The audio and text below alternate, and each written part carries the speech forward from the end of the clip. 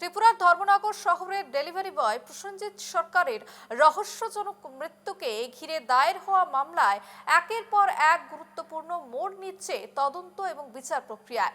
সোমবার ভিডিও কনফারেন্সের মাধ্যমে শুনানি শেষে অভিযুক্ত ৫ জনের মধ্যে পিউ ধর, মেঘদীপ ভট্টাচার্যের জামিন বাতিল করল ধর্মনগর জেলা এবং দায়রা আদালত। এদিকে মামলার বাকি ৩ অভিযুক্ত সঙ্গীতা ভট্টাচার্য, সুস্মিতা ভট্টাচার্য এবং সৌরভ ভট্টাচার্যকে আগামীকাল অর্থাৎ আজ এবং মঙ্গলবার আদালতে পরবর্তী শুনানিতে হাজির করা হবে। যে খবর উঠে আসছে যে ডেলিভারি বয়ের যে মর্মান্তিক ঘটনা ঘটেছিলেন, তিনি আত্মহত্যা করেছিলেন এবং সেই নিয়ে কিন্তু একটা রহস্যের ঘনঘটা হয় ডেলিভারি বয় প্রসেনজিৎ সরকার, এবং সেই নিয়ে উত্তাল হয় গোটা ত্রিপুরা। এবং তার যে একেবারে যে তদন্ত প্রক্রিয়া চলছে, বিচার প্রক্রিয়া চলছে, সেক্ষেত্রে কিন্তু একেবারে গুরুত্বপূর্ণ মোড় নিচ্ছে। সোমবার ভিডিও কনফারেন্সের মাধ্যমে শুনানি শেষে অভিযুক্ত ৫ জনের মধ্যে পিউ ধর এবং মেঘদীপ ভট্টাচার্যের জামিন বাতিল করল ধর্মনগর জেলা এবং দায়রা আদালত। আজকের দিনে প্রসেনজিৎ সরকারের মামলার বিশালভাবে ট্রান্সফরমেশন হলো। বিষয় হচ্ছে, পিউ ধর এবং মেঘদীপ ভট্টাচার্যের জন্য বেল পিটিশন নাম্বার 5 এবং 6 ফাইল করেছিলেন। ডিউরিং দ্যাট টাইম আজকে মহামান্য ডিস্ট্রিক্ট এন্ড সেশন জাজ ধর্মনগর কোর্টে হিয়ারিং ছিল। In the main time statutory পিরিয়ডের আগে আমাদের ধর্মনগর থানার যিনি ইনভেস্টিগেশন অফিসার ছিলেন, উনি মামলার চার্জশিট প্রেরণ করেছেন এবং সঙ্গে জেলে রেখে আসামিদেরকে রাখার জন্য এবং বিচার প্রক্রিয়া সম্পন্ন করার জন্য কাস্টাডি ট্রায়ালের প্রেয়ার করেছেন।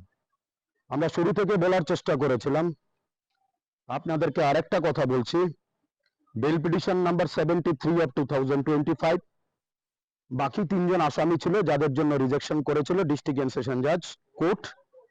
ওই সময় আগরতলার বিশিষ্ট আইনজীবী শঙ্করলোক মহোদয় স্যার আমার সঙ্গে উপস্থিত ছিলেন। এই মানুষটা, এই আইনজীবী মহোদয় সোমবার ভিডিও কনফারেন্সের মাধ্যমে শুনানি শেষে অভিযুক্ত ৫ জনের মধ্যে ৩ জনের যে পিউ ধর এবং মেঘদীপ ভট্টাচার্যের জামিন বাতিল করা হয় এবং অন্যদিকে ধর্মনগর জেলা এবং দায়রা আদালত এই জামিন বাতিল করে। এবং অন্যদিকে মামলার যে বাকি ৩ অভিযুক্ত সঙ্গীতা ভট্টাচার্য, সুস্মিতা ভট্টাচার্য এবং সৌরভ ভট্টাচার্যকে মঙ্গলবারে আদালতে পরবর্তী শুনানিতে হাজির করা হবে। যে খবর উঠে আসছে, যে রহস্যের ঘনঘটা ছিল প্রসেনজিৎ সরকার নিয়ে, সেই নিয়ে কিন্তু তদন্ত বিচার প্রক্রিয়া চলছে এবং অন্যদিকে যে জামিনের আবেদন করা হয়েছে, সেই জামিনের আবেদনও কিন্তু বাতিল করা হয়েছে। খবর সম্পর্কে বিস্তারিত জানবো। এই মুহূর্তে আমার সঙ্গে সরাসরি রয়েছে আমাদের প্রতিনিধি কিশোর রঞ্জন রোহন। কিশোর, যে খবরে আমরা নজর রেখেছিলাম প্রসেনজিৎ সরকারের মর্মান্তিক মৃত্যু এবং তারপর যে অভিযুক্ত তাদেরকে অবশ্যই তাদেরকে গ্রেফতার করা হয়েছে, কিন্তু তাদের বিচার প্রক্রিয়া চলছে এবং এই মুহূর্তে যে খবর উঠে আসছে, পিউ ধর এবং মেঘদীপ ভট্টাচার্যের জামিন বাতিল করা হয়েছে। অন্যদিকে সঙ্গীতা ভট্টাচার্য, সুস্মিতা ভট্টাচার্য এবং সৌরভ ভট্টাচার্যকে হাজির করতে হবে আদালতে। এই মুহূর্তে কি আপডেট রয়েছে? আমরা যদি বলি, ত্রিপুরাতে যে ডেলিভারি বয় ধর্মনগরের যে প্রসেনজিৎ সরকারের মৃত্যু বহুল আলোচিত সেই ঘটনাটি ঘটেছিল এবং তারপর ধর্মনগর সহ গোটা ত্রিপুরা জুড়ে একটি আওয়াজ উঠেছিল যে সুষ্ঠু বিচার সহ অভিযুক্তদের কঠোর ব্যবস্থা গ্রহণের দাবি উঠেছিল। তারপর পরবর্তীতে পুলিশ আসাম থেকে এবং অসম ত্রিপুরা সীমান্ত থেকে 2টি ধাপে মূল অভিযুক্ত 5 জনকেই তারা পুলিশ আটক করে এবং পরবর্তীতে তাদের পৃথক তাদেরকে ইতিমধ্যে প্রায় নভেম্বর তাদেরকে আদালতে তোলা হয়েছে এবং প্রতিবারই তাদেরকে বিসির মাধ্যমে আদালতে তোলা হয়েছে।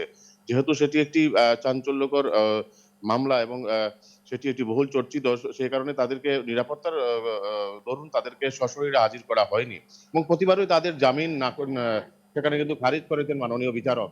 এবং গত সোমবার অর্থাৎ গতকালও যে পরবর্তীতে যে 2 অভিযুক্তকে আটক করা হয়েছিল, পিহুদর এবং মেঘদীপ ভট্টাচার্যকে আদালতে তোলা হয় এবং তাদেরও জামিন মূলত সেখানে কার্যত খারিজ করা হয়। এবং এদিন যে সেই মামলার তদন্তকারী অফিসার পীযূষ সাহা, তিনি কিন্তু মামলার চার্জশিট জমা দিয়েছেন। চার্জশিট খতিয়ে দেখে এবং পূর্বের যে তথ্য প্রমাণগুলো দেখে মাননীয় বিচারক যথেষ্ট সন্তুষ্টি প্রকাশ করেছেন এবং বলেছেন যে সেই মামলার যে তদন্ত প্রক্রিয়াতে যে সমস্ত তথ্য উঠে এসেছে যা যথাযথ রয়েছে, স্বাভাবিকভাবে তাদেরকে এই মুহূর্তে যদি জামিন দেওয়া হয় তাহলে সেই মামলার তদন্ত প্রক্রিয়া বিঘ্নিত হবে। পাশাপাশি যারা সাক্ষী রয়েছেন, তারা সাক্ষ্যদান করছেন, তাদেরকে প্রভাবিত করারও আশঙ্কা রয়েছে। স্বাভাবিকভাবে তাদের জামিন গতকাল খারিজ করে দেন মাননীয় বিচারক। ইতিমধ্যে বাকি যে ৩ জন রয়েছেন, সুস্মিতা ভট্টাচার্য, সঙ্গীতা ভট্টাচার্য সহ যে সৌরভ ভট্টাচার্য, তাদেরকে আজ আদালতে তোলা হবে এবং যতটুকু জানতে পেরেছি আজকে সশরীরেই তোলা হবে এবং বাকি যে ২ অভিযুক্তকে গতকাল তারা জামিন নাকচ করে দিয়েছেন, তাদেরকেও আজ আদালতে তোলা হতে পারে বলেও জানা গিয়েছে। তবে সে ব্যাপারে কোনো সুনির্দিষ্ট তথ্য প্রমাণ আমরা এখনো পাইনি।